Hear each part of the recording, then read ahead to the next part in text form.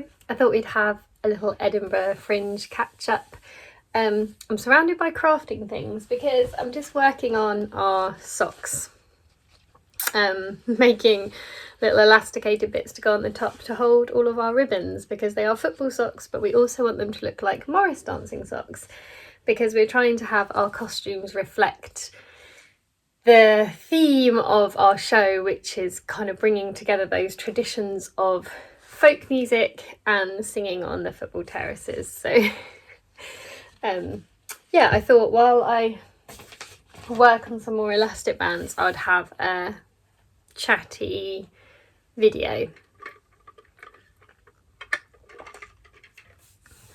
So we are currently Tuesday, Wednesday, Thursday, Friday, Saturday. We're like 5 days away from the preview of our show at Watford Fringe. I think the last time I checked in and we did like one of these updates, we were rehearsing at Kathy's place and we were about 3 weeks away. So it's been 3 weeks.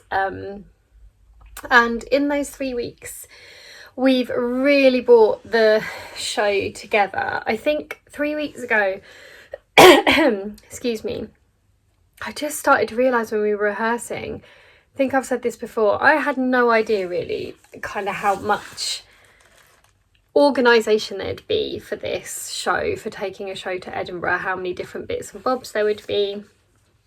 And then on top of that, couldn't also factor in other things that would happen. I've mentioned before that like I'm in recovery from some surgery that I wasn't really expecting to have.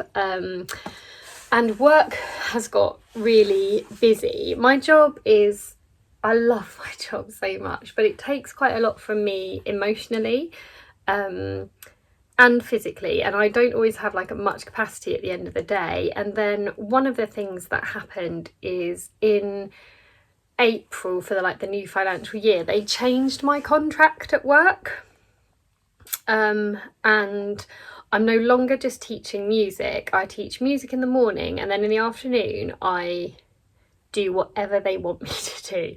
So I can be covering any class, from maths to motor mechanics, which I had to do the other day.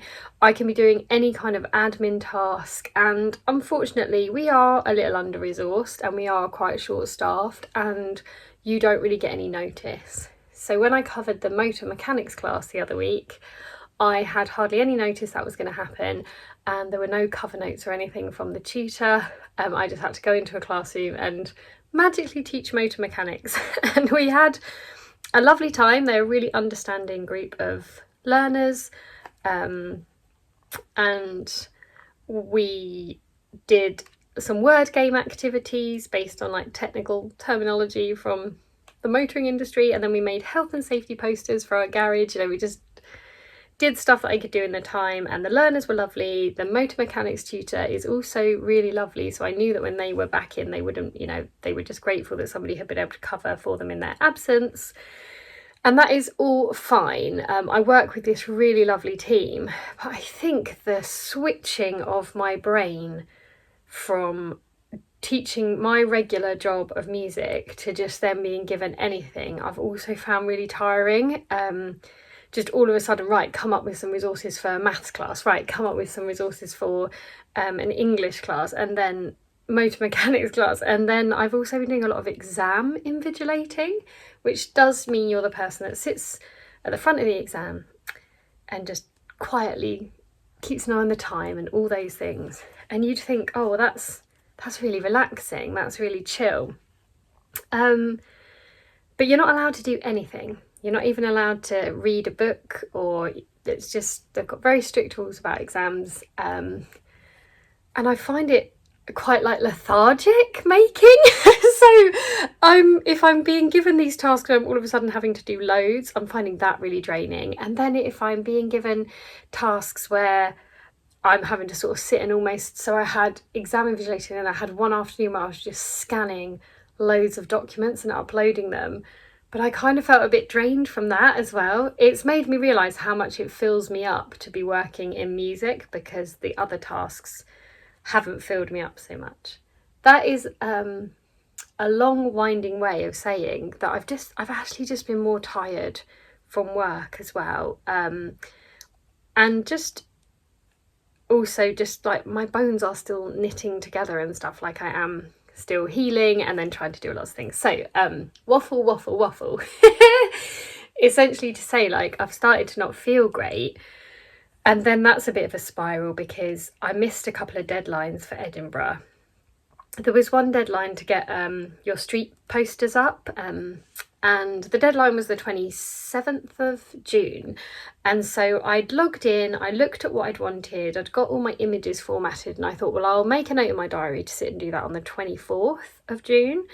But what I didn't think is, of course, one of the reasons why there's one company that does all the posters is to stop people putting posters on top of each other's posters and make sure, you know, you can get your space. If you want to be on a certain lamppost or a certain park bench or a certain phone box, you can be there. And although the deadline was the 27th, by the time I logged in on the 24th, it had all completely sold out. I mean, there are a couple of things, I believe, like thousands and thousands of pounds to be on the side of a bridge or something, but yeah, it had all completely sold out, and that was really disappointing.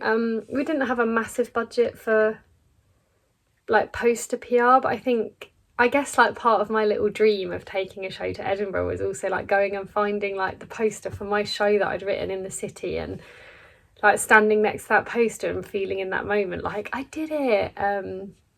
So that was a bit disappointing, and I missed just a couple of other deadlines for the venue. Now, what I've had to realise is we've hired our venue, tickets are on sale, we've written a show, the show is going ahead. There are just some things that if I don't meet deadlines on, they aren't going to be as...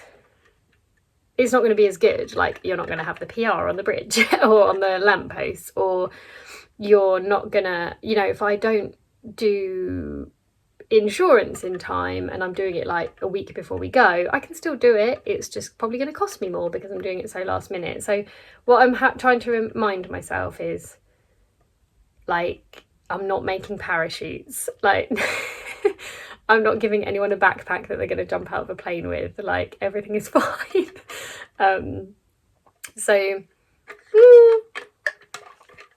I'm just having to just be a bit relaxed, and I've switched my brain recently to just think about Watford, because what I realised was of the time that I've spent dedicating to Edinburgh, I've done like 80%, no, yeah, probably about 80% of it has been admin and organisation, and 20% of it has been on the creation and the rehearsing. That is not the way to create the show that I wanted to create at all. So just checking that this band fits around the leg before I put the ribbons on.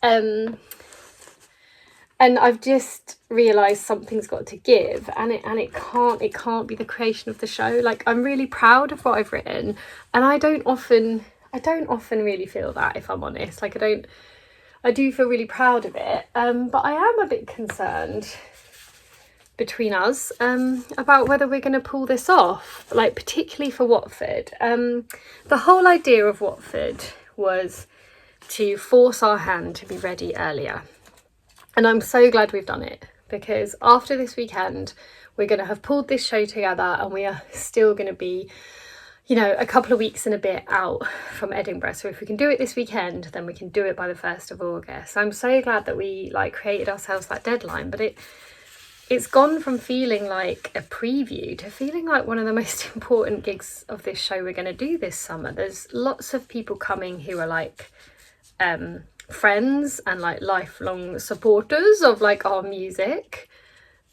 season ticket holders, as it were, and it's actually our biggest audience. So our venue for the Watford Fringe can actually take 100 people. We've sold just over 40 tickets when I last checked, but I am over the moon with that. I know that's not even a half full venue, but I don't know, like, that's really good for me. Like, getting people to gigs is hard work. It's a Sunday afternoon, there's a lot going on. A big chunk of those people are colleagues from work, which is incredible. Like, I don't think any of them have ever seen me perform before, so this will be interesting that the first time they're coming is for this slightly unusual, different sort of performance. Just putting my sock thing back on. But this is important to us, you know, it's people that we're going to see again, it's people whose opinions we really value. There's some other local musicians that I've seen have bought tickets to come. And yeah, it's going to be our biggest audience because our venue at the Fringe is a 30 cap venue, which I will be over the absolute trees if we like sell out any nights of that. I would just be like, oh my god, can you imagine? Because getting an audience, you know, that is a realistic sized audience for what we're trying to achieve. Like, we're going to be competing with so much other stuff. So yeah, so Saturday is our biggest audience that we're going to play to. Because even if we sell out every night of Edinburgh, obviously cumulatively we'd see more people, but a show in front of people, the biggest we're going to do is 30, and we're already, if everyone turns up to Watford, we've already done that in ticket sales. Let's have some red ribbon, shall we? Sorry, I'm waffling a little bit. And yeah, so it's a bigger audience, it's people that we really care about coming to see us. Obviously we care about every audience, but I mean, it's people that we personally know. So yeah, it feels like there's a lot of pressure. So the last couple of weeks I just started to realise, or maybe in the last week even, I was like, I'm not gay, I'm starting to feel unwell.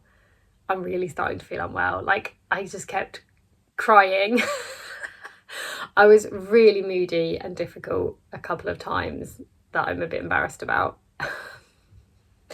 And I was like, I'm not gonna make it. I've got the most important thing now for this show is that me and Kathy feel able to get up and do it. So I've actually dropped the ball on quite a few things. I'm just like throwing caution to the admin wind.